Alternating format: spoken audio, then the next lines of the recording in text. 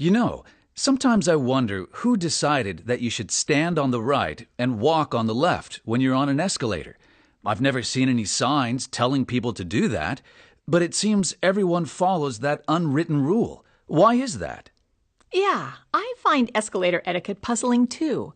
Should you walk up the escalator to help quicken everyone's journey, or stand still to keep things smooth and orderly? Who decides these things anyway? Every culture has its unwritten rules. We learn about the official rules of the workplace, along with an explanation of the company's values, goals, and mission. But little is explained about expected behavior, because that mostly involves unwritten rules. It can be very difficult for outsiders to understand such rules. How about the escalator situation in the UK? The London Underground appears to have been the first place to establish the custom of standing on the right and walking on the left on escalators. It's now become more or less universal. Except for Japan, that is. In Tokyo and most other parts of the country, people stand on the left and walk on the right. But it's the opposite in Osaka. No one is totally sure why the etiquette varies between the two cities, but if you get confused, just follow the person in front of you. I guess the basic idea behind having a choice between walking and standing on an escalator is to increase efficiency.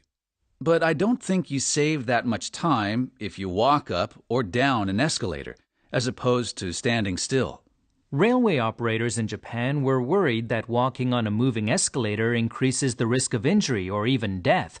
So a few years ago, they launched a joint movement called a no-walk campaign. They said it wasn't necessary to leave one side open. Interesting. Did it work? Well, there were fewer accidents and injuries during the campaign period, but soon enough, commuters fell back into their old habits of keeping one side open. It's still dangerous to walk on a moving escalator, and you're advised to hang on to the handrail. I find the whole notion of these generally accepted rules concerning polite behavior fascinating. They offer some valuable insights into people and society, like not staring at people in public or pointing your finger at them. My mom always told me never to speak with my mouth full, and never to start eating my food before the other people at the table are served. You know, most of these rules are plain old common sense, or simple courtesy, if you like not talking on the phone or texting in a movie theater or in church. I think there should be a rule against texting during dinner and other social occasions. And whatever you do, don't talk about religion, politics, and sex. I'm surprised when people ask about personal stuff like age, weight, ethnic background, sexual orientation, and so on. I find that incredibly rude. Those kinds of questions are nosy and impertinent in almost any culture. I find it irritating when I'm in a conversation with two people whose native language isn't English, and they start talking in it as if I wasn't there. Oops, my bad. I must confess to doing that from time to time. Thanks for the reminder, Bill. You're welcome, Shota. I think most of us know better than to offer unsolicited advice. And when someone asks you for your honest criticism, my advice is to tread carefully. People aren't necessarily aware of how much they can stomach. As I think I mentioned before, the CEO at my previous company said his door was always open and not to hesitate to come by and see him any time. Well, I took him at his word and more or less got the bum's rush when I went to his office unannounced one day.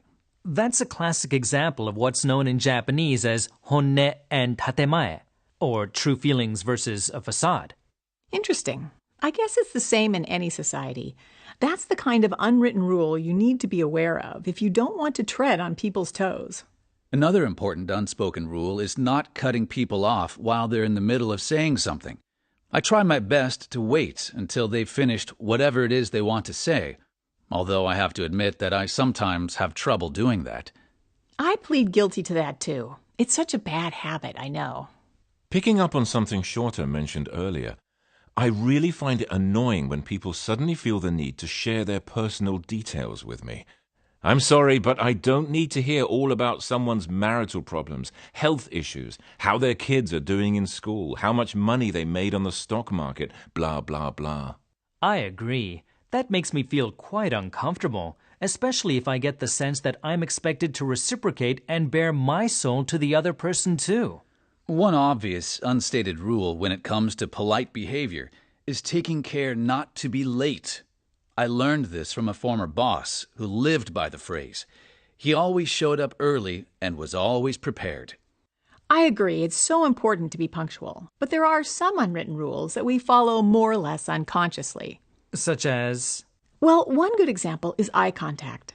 Most people have an intuitive sense of how much eye contact is appropriate. Too little gives people the impression that you're avoiding them, and too much eye contact can make you come across as intrusive or weird. That's a very useful tip.